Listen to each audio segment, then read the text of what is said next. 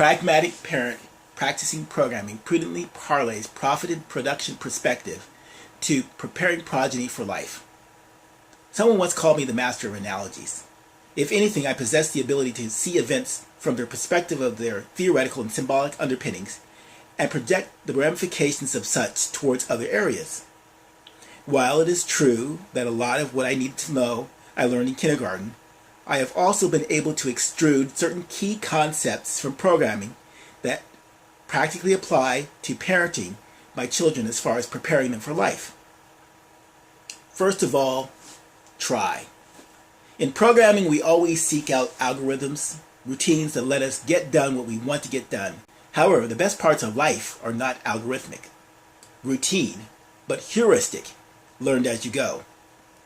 The unplanned and unexpected happen which challenge us, teach us, and make us smarter. These provide our learning experience. As a programmer, we encapsulate, wrap, and protect all our algorithms inside try statements. The try statement is protective in that it acknowledges we have a plan that is worth trying, but with our knowledge and understanding being imperfect, there are chances that something might go wrong along the way. The errors happen not because our intentions are bad or that we are bad at following the rules, but because in the real world there are exceptions to the rules. Be prepared to catch the exceptions. Every time we set up a routine within a try clause, we also set up to catch exceptions, the events that don't follow the anticipated pattern. The catch phrase is like the part of a baseball catcher's brain that is prepared to catch the foul ball, the high and away pitch, or the pitch into the dirt, and is always ready for what might go wrong, or even someone trying to steal home on a bunt.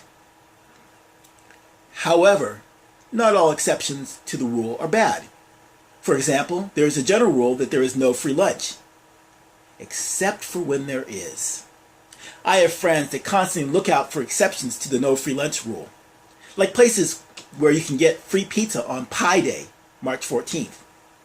Once we find these exceptions, we share them and keep a list for future reference. However, some exceptions to the rule can have troubling consequences. The trouble is that rules are based on an ideal situation and an ideal environment. Life does not always present that. From an ideal perspective, if you meet an intelligent, attractive person with whom you share common interests and show them love, they will reciprocate by loving you back in return. However, sometimes even attractive, intelligent people have errors in their program code that cause them to be incapable of responding appropriately. Or even worse, your actions trigger latent code, viruses or malware, infecting their memory that counteracts and destroys love. While such encounters will temporarily disrupt the program flow of your life, they will not be terminal if you have a catch block set up. The next thing you will need to do is handle the exception.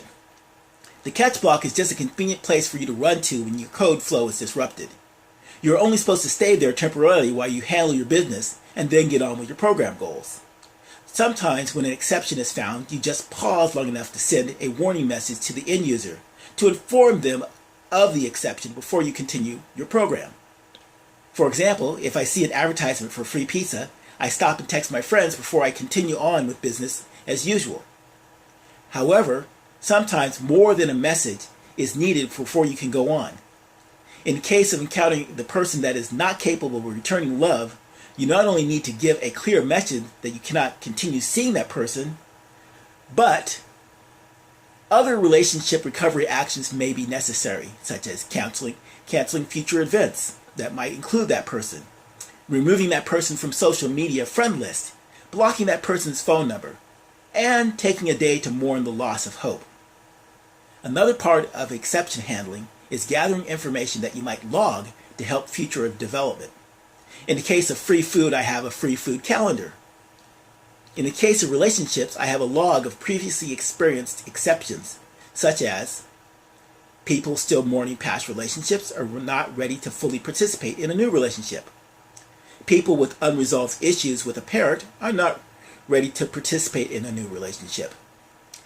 People with strong ties to an addiction or bad habits are not ready to participate in a relationship.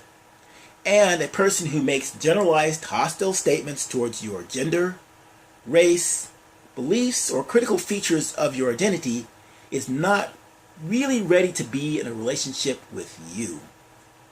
Trying to plan, catching exceptions along the way, and handling those exceptions are good basic skills for life and programming. The programming experience is rich and informative when properly generalized.